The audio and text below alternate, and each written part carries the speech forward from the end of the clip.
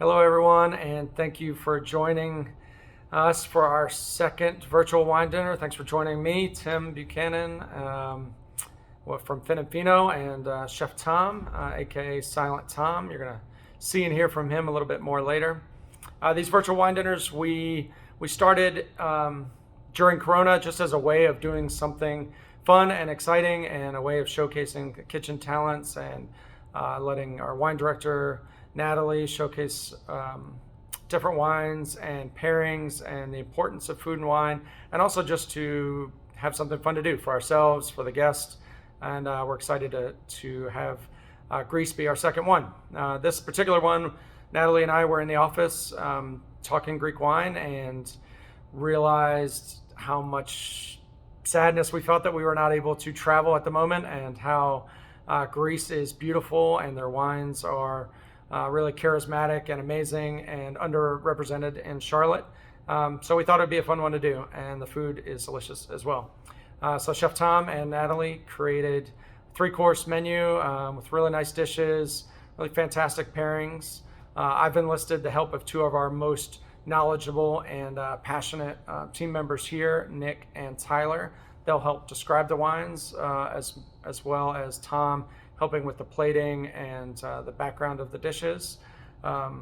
So please scrape your plates, drink every last drop in the glass, and try to imagine just for a little bit that we were in Greece. Thank you.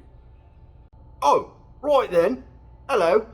I'm sure you're quite used to a little different accent coming out of this here pie hole. However, I decided to quit with the tomfoolery for you all since you're paying so much for this little dinner. And wanted to speak to you about this wonderful grape, Rabola. Here we see it in its natural habitat, my wine glass.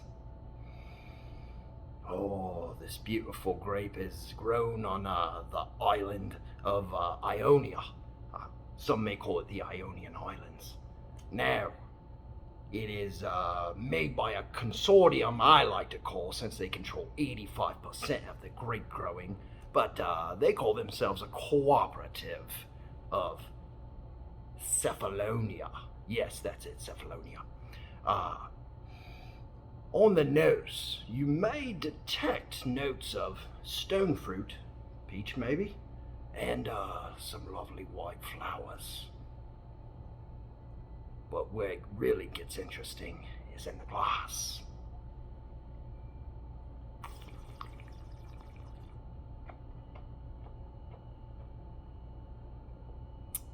Oh, so refreshing.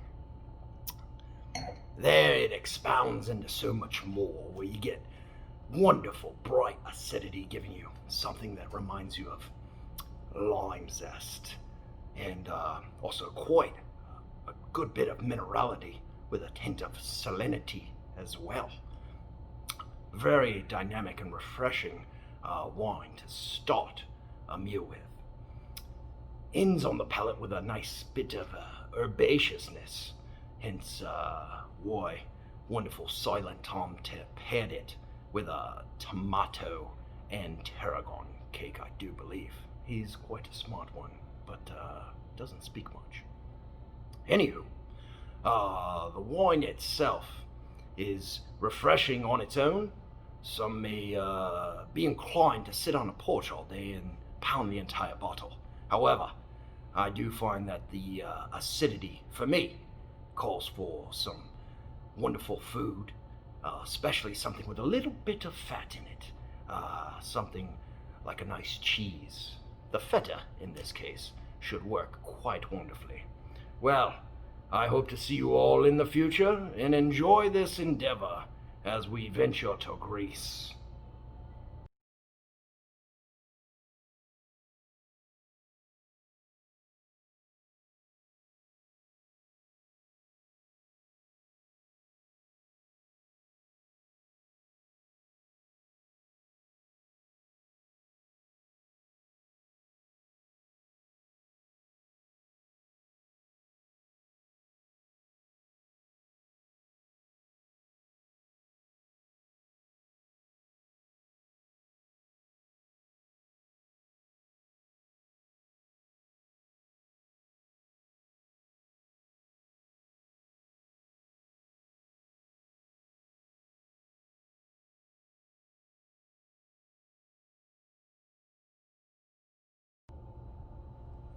Hello, my name is Tyler. I'm one of the servers here at Fino. Natalie Stewart has asked me to talk to you this evening about one of the wines that you're having. It's from the house of Dulafakis. It's 100% Vidiano. The name of the wine is Daphnios. It comes from the Isle of Crete. Crete is the largest of all the Greek isles. It sits very cleanly below the mainland. It's bordered by 3 different seas. We have the Aegean Sea to the east. We have the Ionian Sea to the northwest, and it's cradled by the Mediterranean, giving it a lot of different attributes for the viticulture of the island itself. And what it does for us, these vineyards are about 350 feet above sea level, and it allows the grapes to stay cool, if you would. There's a lot of swirl. There's a lot. So you're thinking about very hot. You're thinking about very tempered in the areas of Greece, but yet the winds as they come in from the combination of the seas keep the vineyards nice and cool. It allows the grapes to develop almost a more depth of flavor, if you would. I mean, I'm looking at a piece of paper that was given to me, and it says right here, it says that there's residual sugar of 26 grams per liter, 7 grams per liter of acidity, 121 milligrams per liter of sulfur, which basically to you or to me or to most probably doesn't mean a thing. There are great numbers for people who are making wines. There are great numbers that are people that are trying to develop their craft as winemakers and such. But as far as wine consumers like you and I, the only number we really care about is one other number. That's the alcohol, 13.5% alcohol. Now, why is that important? Because alcohol tells us an awful lot about the development of a wine. To have those high alcohol numbers, you have to have a development of acids and sugars for grape balance. That the grapes have to be able to sustain more rigorous process to get those beautiful flavors up and into the bottle without being over vinified or just going flat, if you would, on the palate. So 13.5% is impressive on any wine. There's many great wines throughout the entire world that we judge the quality of the wine solely on the alcohol content that's in them. You can look at Chianti's for one, or you can look at any places in France, for Châteauneuf de Pape for another one, that are based on alcohol levels. So to have 13.5 is pretty impressive. When one talks about the wines of Greece, one has to think of Greece itself. I mean, even on the Isle of Crete, you have all this beautiful terrain, but it's important to the culture of Greek wines. I mean, Zeus himself was born on Mount Ida, which is up in the White Mountains. It's the highest point of all of Crete, which is the highest point in Greece, or of the Isles. When you talk about wines, you talk about Dionysus, the bastard son of Zeus, and how he was stowed away in the valleys of Nysa, and this is where wines were actually created by Dionysus. So much so that was revered that Dionysus became the only half-god or demigod that sits on Mount Zeus. I mean, that's how important wine was to them as a culture and as a people. We as learned people that study wines and study history, you could talk about where wine comes from, whether you talk about the Syrah in Lebanon, or whether you talk about Egypt, or whether you talk about Mesopotamia, wherever it is you want to put it. Greece somewhere has to be in the conversation. I mean, wines are more than 8,000 years old just as an entity to any of us, and so Greece certainly was a major part of that and should be celebrated as such. Now, this wine here is a beautiful expression of wine. Now, it does say dry on the label, says dry white wine. What does that actually mean? It means that it's not sweet, and it's not. I think that dry is a term which is misused in some ways, or it doesn't tell us enough of the story. I mean, dry white wines, those are Sauvignon Blancs, can be very dry. Or we could list hundreds, so it's really silly to even start a list of the wines that could be considered dry. But when you say dry, you're not giving the whole picture. Like we said before, with this wine having the beautiful high alcohol content that it does, it has these beautiful developed flavors to it. So there's more than just dry and bitter and sharp and clean and fresh and all those things. There's a beautiful sense of stone fruit. There's a ripeness to this wine. Call it sweet if you want. I mean, it's not really sugared, but if you bite into a beautiful apricot, there's going to be flavor there that's not dry. And then this is what you're going to get here. I mean, on the notes on this wine, when you look at it, and here's a little something I have right here. When you smell it, you smell the tropical flavor of it. Where's that tropical come from? Well, it comes from the grape itself. I mean, we always see these beautiful lists on wine lists that says white chocolate here and pepper notes there. We don't even know what all that stuff means. And frankly, it doesn't mean much. It means that somebody is trying to check off little boxes as they discover what wines are and are not about. For you and me, I only care about what's in the glass. And for me, I do get a sense of beautiful citrus notes, white citrus, if you would, almost a tropical note on the wine itself, which tells me that when I put it on the palate, I'm hoping that it's going to react with the same kind of things, where I do get a little more depth of those melon flavors. Let's try.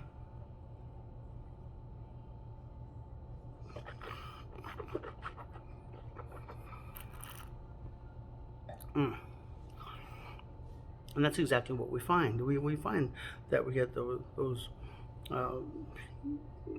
apricot. Apricots are the first thing that comes to mind when I'm thinking about this wine.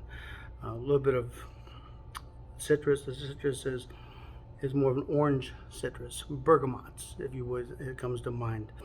Those citruses that aren't quite navel and juicy, but they're almost a nice bitter ripeness to them, which I like very much. I mean, and when you think about what Chef has done here, Chef Tom, he's made braised octopus. I mean, octopus and Greek wines. I mean, that's a classic pairing. He's taking his octopus. He take grape leaves and stuffed them. You ever try to stuff a grape leaf? It's not the easiest thing to do, but he's done it with rice, apricot marmalade. He's pairing it with a tomato citrus chutney. So you have the octopus, you have the grape leaves with the apricot inside, a tomato citrus chutney, and a dula vacas. You're having a nice day.